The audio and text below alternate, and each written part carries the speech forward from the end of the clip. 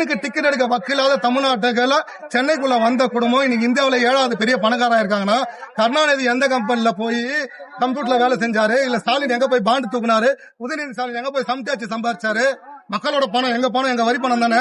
இதை திருடாம இருந்தாலே இதை விட அதிகமா செய்யலாம். மனசாட்சி கல்வி வச்சுட்டு கேள்வி கேட்க கூடாது. கரெக்டான கேள்வி. அரசியல் ரீதியான இங்க பெண்களுக்கு பாதுகாப்பு இருக்கா? விமான பணிப்பெண்ணுக்கு பாதுகாப்பு கிடையாது. 2 வயசு குழந்தைக்கு பாதுகாப்பு இல்ல. 70 வயசு மூதாட்டியை கற்பழிக்கிறான். எல்லாத்துக்கும் காரணம் கஞ்சா போத. ஏன் உன்னால ஒழிக்க முடியாத? இத இந்த குடும்பத்துக்கு மிகப்பெரிய பணம் கஞ்சா வழியா போயிட்டு இருக்கு. நான் வீட்டிலேயே படுத்திருந்தா எனக்கான தீர்வு கிடைக்காது. நான் என்னோட வேலையை விட்டுட்டு, என் சம்பளத்தை விட்டுட்டு, என் கை காசை போட்டுட்டு வந்து என்னோட பிரச்சனைக்காக இன்னைக்கு நான் குரல் கொடுக்கறதால நான் தற்கொலை கிடையாது. 200 ரூபாய் வாங்கிட்டு போய் வாழைத்தாரையும் இளநீர் கோலையும் கருமையை தூக்கி ஓடுறான் பாரு, அவன் தான் தற்கொலை. தற்கொலைகளோட தலைவர் இங்க இருக்கிற அறிவாளத்தில். அவரை போய் கேட்டா அவர் சொல்லுவார் பதில். ஒருத்தனை வெட்டி அதை வீடியோ எடுத்து போறோம்னா அந்த ஜெகதி எங்கன்னு சார் வருது? சட்டம் ஒழுங்கு கையில வச்சிருக்க மு க ஸ்டாலின் தான் அதுக்கு பதில் சொல்லணும். சுதந்திர தினத்துக்கும் குடியரசு தினத்துக்கும் வித்தியாசம் தெரியாத ஒரு LKG ஸ்டூடெண்ட் இருக்கிற மூளை கூட இல்லாத முதலமைச்சர் தான் நம்முடைய மாண்புமிகு தமிழ்நாடு முதலமைச்சர் முத்துவேல் கருணாநிதி ஸ்டாலின் அவர்கள். அவருக்கு ஆகஸ்ட் 15 சுதந்திர தினம்ன்றது கூட தெரியாது. ஒரு 5ஆம் கிளாஸ் குழந்தைய கேட்டா கூட தெரியும். இந்த மாதிரி ஒரு தற்கூரி கிட்ட தமிழ்நாடு இருக்கிறதால தான் சட்டம் ஒழுங்கு இப்படி சந்தி சிரிக்குது. இந்த ஆர்ப்பாட்டம் தமிழ்நாட்டில் சட்டம் ஒழுங்கு சீரழிஞ்சு போய் கிடக்குது. இங்க தமிழ்நாட்டுல பெண்களுக்கு பாதுகாப்பு இல்ல. அண்ணா யூனிவர்சிட்டி மாணவிக்கு நடந்த விஷயமா இருக்கட்டும், சரிங்களா, ஒரு ஏர் ஹோஸ்டஸ்க்கு பிளைட்ல நடந்த விஷயமா இருக்கட்டும், ஒரு திமுக கவுன்சிலரால, ஓகேங்களா, இன்னொன்னு ஒரு சின்ன கை குழந்தைக்கு 2 வயசு குழந்தைக்கு நடந்த விஷயமா இருக்கட்டும், இது எல்லாமே பெண்களுக்கு பாதுகாப்பு தமிழ்நாட்டுல இல்லன்றதுக்கான ஆதாரம். சரிங்களா, தமிழ்நாட்டுக்கு டிஜிபி கிடையாது. தெரியுமா உங்களுக்கு? ஊடகத்துல தானே இருக்கீங்க. தமிழ்நாட்டுக்கு டிஜிபி கிடையாது. சரிங்களா, ஏன் டிஜிபி போடல? இவங்க குடும்ப பிரச்சனை டிஜிபி போடல. ஒரு தலைமை இல்லைனாக்கா ஒரு இயக்கம் எப்படிங்க இயக்கம்? ஒருத்தன் எவ்வளவு பேர் வெட்டுறான் குத்துறான், பல ஆயிரம் வருஷமா அது நடந்தா இருக்குது. நான் இல்லன்னு சொல்ல. ஒருத்தனை வெட்டி அதை வீடியோ எடுத்து போறோம்னா அந்த ஜெகதி எங்கன்னு சார் வருது? சட்டம் ஒழுங்கு கையில வச்சிருக்க மு க ஸ்டாலின் தான் அதுக்கு பதில் சொல்லணும். ஒருத்தன் வெட்டுறான், கோவத்துல வெட்டுறான், கையை பிடிச்சி எடுத்தான், சொகா பிடிச்சா, அண்ணன் தம்பியை வெட்டினா வேற விஷயம். ஒருத்தன் டைம் பாஸுக்கு வெட்டி அதை வீடியோ எடுத்து போடுற அவலமான ஆட்சி நடக்குது இந்தியாவிலே, தமிழ்நாட்டில் மட்டும்தான். சுதந்திர தினத்துக்கும் குடியரசு தினத்துக்கும் வித்தியாசம் தெரியாத ஒரு LKG ஸ்டூடெண்ட் இருக்கிற மூளை கூட இல்லாத முதலமைச்சர் தான் நம்முடைய மாண்புமிகு தமிழ்நாடு முதலமைச்சர் முத்துவேல் கருணாநிதி ஸ்டாலின் அவர்கள். அவருக்கு ஆகஸ்ட் 15 சுதந்திர தினம்ன்றது கூட தெரியாது. ஒரு 5ஆம் கிளாஸ் குழந்தைய கேட்டா கூட தெரியும். இந்த மாதிரி ஒரு தற்கூரி கிட்ட தமிழ்நாடு இருக்கிறதால தான் சட்டம் ஒழுங்கு இப்படி சந்தி சிரிக்குது. இப்போ நீங்க ஒரு ரேஷன் கார்டுக்கு மாசம் 1000 ரூபாய் கொடுக்குறீங்கல்ல, வருஷத்துக்கு 12,000 ரூபாய் தரீங்கல்ல, அது எந்த வகையில சாத்தியம்? இது 6,000 ரூபாய் தான் நாங்க கொடுக்குறோம். சிலிண்டர் மூலியமா நாங்க 6,000 ரூபாய் தான் கொடுக்குறோம். அது டைரக்டா ஒரு குடும்பத்தோட உணவுக்காக போகுது. நீங்க 1000 ரூபாய் இப்படி குத்தி இப்படி டாஸ்மாக் வழியா வாங்கிக்கிற மாதிரி கிடையாது. இது மக்களை அவங்க பசிய தீக்கிறதுக்காக டைரக்டா போய் சேர திட்டம்னா மக்களை டைரக்டா போய் சேரணும்.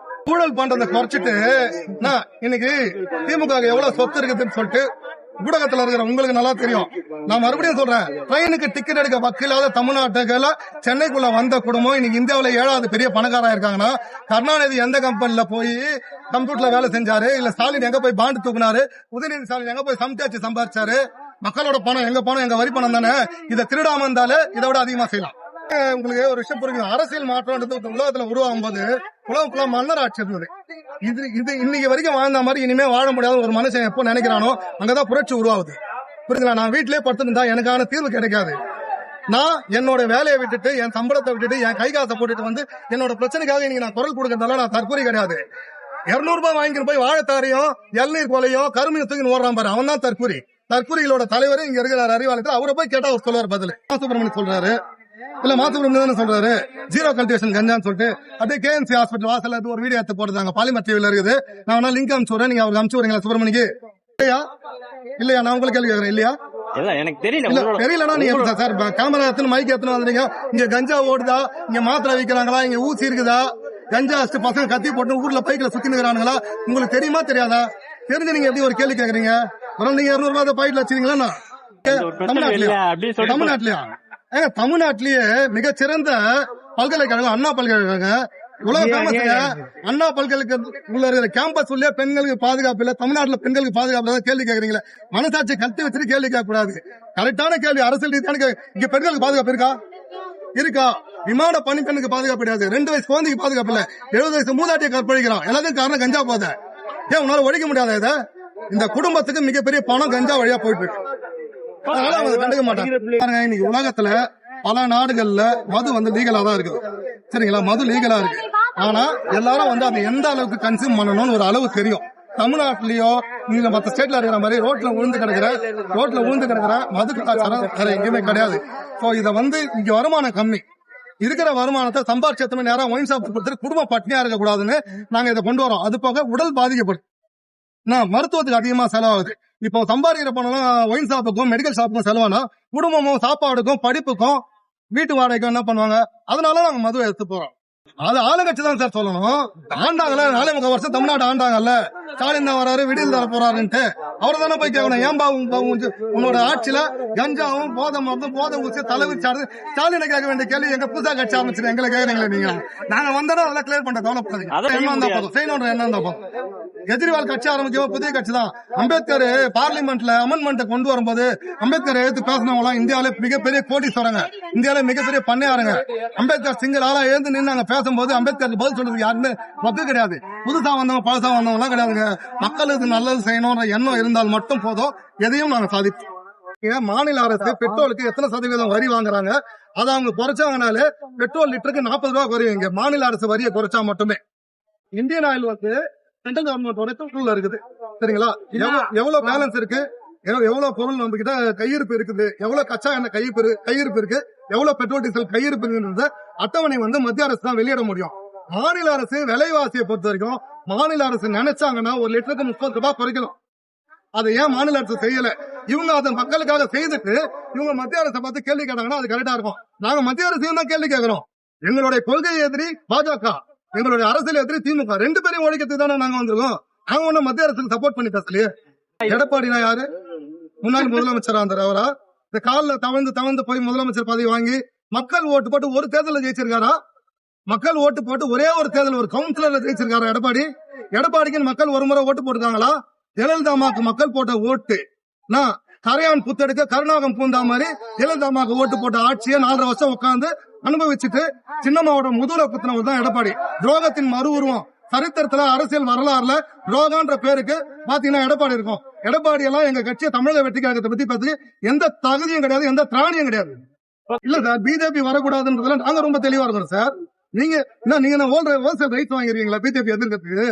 நீங்க பிஜேபி எதிர்க்கிற ஒரே ஒரு காரணத்துக்காக முதலமைச்சரே உங்க வீட்டுல, துணை முதலமைச்சரே உங்க வீட்டுல, தயாநிதி மாறன் ஒரு எம்பி, கனிமொழி ஒரு எம்பி. நாங்க இங்க என்ன கேட்கிறோம்?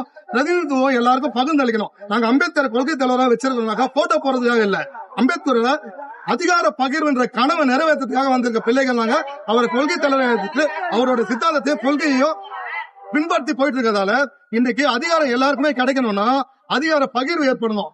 அது சாதிவாரி கணக்கெடுப்பு எடுத்தாதான் அந்த அதிகார பகிர்வு வரும். சாதி அடிப்படையில பாத்தீங்கன்னா முதலமைச்சருடைய சாதி 0.2% கூட கிடையாது தமிழ்நாட்டுல. அந்த குடும்பத்துல 4 முக்கிய பதவிகள் இருக்கிறீங்க. தலித்துக்கு எத்தனை அமைச்சர் கொடுத்திருக்கீங்க? இஸ்லாமியருக்கு திமுக எத்தனை அமைச்சர் கொடுத்திருக்கீங்க? மத்த சாதிக்கு என்ன கொடுத்திருக்கீங்க?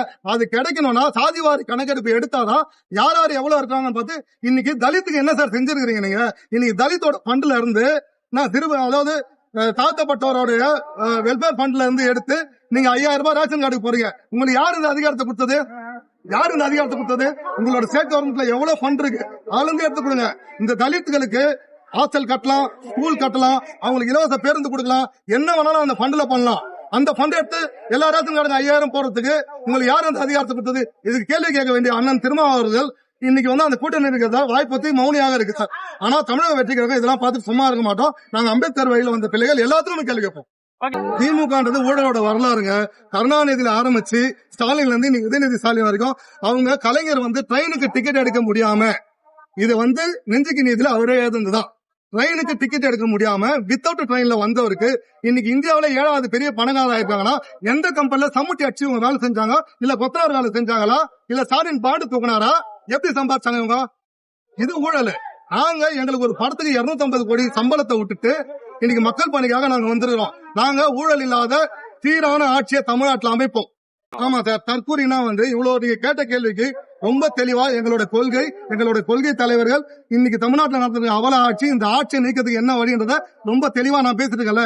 இத போல உங்க தற்கூரிகளோட தலைவரா இருக்கிற மு.க. ஸ்டாலினை நீங்க கேளுங்க. இந்த என்ன கேட்ட கேள்வி எல்லாம் ஸ்டாலினை கேளுங்க, உதயநிதியை கேளுங்க. அவங்க பதில் சொன்னாங்கன்னா நாங்க தற்கொலை நாங்க ஏத்துக்கிறோம். நாங்க இன்னைக்கு எங்க தலைமை ஒரு ஆர்ப்பாட்டம் அறிவிச்சிருக்கு. எல்லாரும் அவங்க கைகாசு போட்டு எங்க உழைப்பை போட்டு நாங்க இங்க வந்துருக்கோம். வாழைத்தார அர்த்தம் போறதுக்கும் எல்லீரை பிடிச்சி தொங்கத்துக்கோ கரும்பு தூக்கி வராங்க. அவங்கதான் தற்கொலை, நாங்க தற்கொலை கிடையாது. இப்ப மத்திய அரசுடைய சிலிண்டரை நான் 1000 ரூபாய் கொடுத்து வாங்குறேன். 1000 ரூபாய் கொடுத்து நான் வாங்குறேன். நான் பிஜேபியோட கைகூலியா? நான் 1000 ரூபாய் கொடுத்து வாங்குறேன், நான் கைகூலியா? உங்களுக்கு பெட்ரோல் தமிழ்நாட்டுக்கு யார் அனுப்புறா? அப்ப திமுக பிஜேபி கைகூலியா சார்? இப்போ நீங்க இப்ப 5000 ரூபாய் போட்டீங்கல்ல, இப்ப 5000 எந்த அடிப்படையில் போட்டீங்க? 5000 ரூபாய் தேர்தல் பயம் வந்து தளபதியை பார்த்து பயந்து தோல்வி பயம் வந்து இன்னைக்கு எல்லாருக்கும் 5000 ரூபாய் கொடுக்குறீங்க சரிங்களா? நாங்க வருஷத்துக்கு 6 சிலிண்டர், அப்ப வருஷத்துக்கு 6000 ரூபாய், தான் கொடுக்குறோம் நாங்க. அப்ப வருஷத்துக்கு 6000 ரூபாய் கொடுக்குறோம். வருஷத்துக்கு 6000 ரூபாய், மாசத்துக்கு 500 ரூபாய் தான். இது சமையலுக்கு சாப்பாடுக்காக கொடுக்குறோம். நீங்க மாசத்துக்கு 1000 ரூபாய் கொடுத்து அதை ஒயின் ஷாப் வழியா வாங்குறீங்க, அந்த மாதிரி கிடையாது. நீங்க மாசத்துக்கு 1000 ரூபாய் கொடுத்து அதை ஒயின் ஷாப் வழியா வாங்கிக்கிறீங்க. நாங்க கொடுக்கறது சமையலுக்கு, குடும்பம் சாப்பிடறதுக்காக கொடுக்குறோம். எது பண்ணாலும் பிஜேபியோட கைக்கூலி நீங்க நினைச்சீங்கன்னாக்கா வர தேர்தலில் மக்கள் வந்து உங்களுக்கு கரெக்டான பாடத்தை புகுத்துவாங்க.